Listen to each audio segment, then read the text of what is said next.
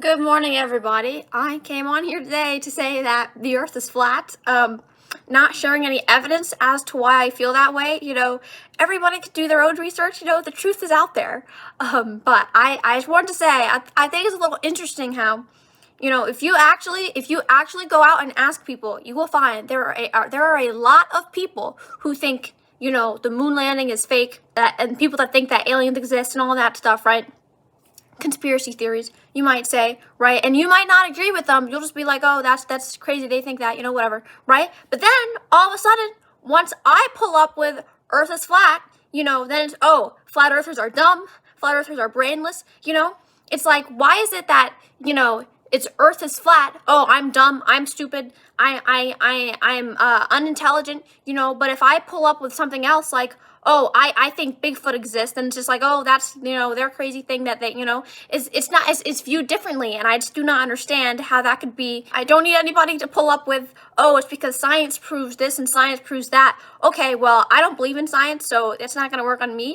I think to an extent, the reason why people are so reluctant to even consider different conspiracy theories is because when you think about it, not every single conspiracy ever, but like a large amount of conspiracy theories are connected in the sense that there's some greater big thing, behind it. Like, so for example, let's say you think the moon landing is fake. Okay, why was the moon landing faked? There's some big thing behind that, which would then go into other things. Why is this being faked? Why do we think this way? Why do we think that way? Right? So then, once you believe in one of those, it's like, oh, well, does that mean this is also true? That is also true? And it just changes the way you think about stuff. We as people are very content in how we think about society and everything, and what we take as true and what we take as not true. Because if we were to consider some conspiracy theory as maybe being true, then it would completely change the way we think about everything, and then we'd have to rethink about all different stuff, and we don't want to do that because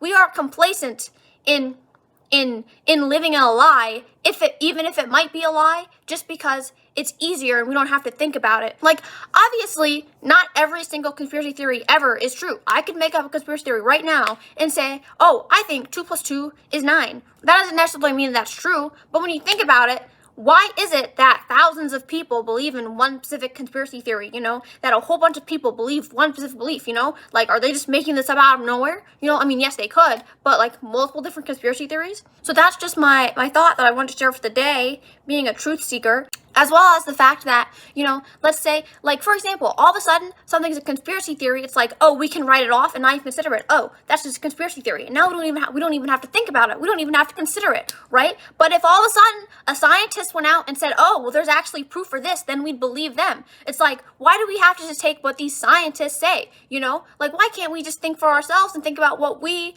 personally as people think for ourselves? Like, me personally, if I think what I want to think, I don't need somebody else to tell me, oh, that's wrong, that's this and that. I can just think for myself. I don't need some scientist to tell me what I should think, because I have my own brain to do my thinking for myself. So that's the thought for today, everybody, and just being a free thinker, let us all think for ourselves.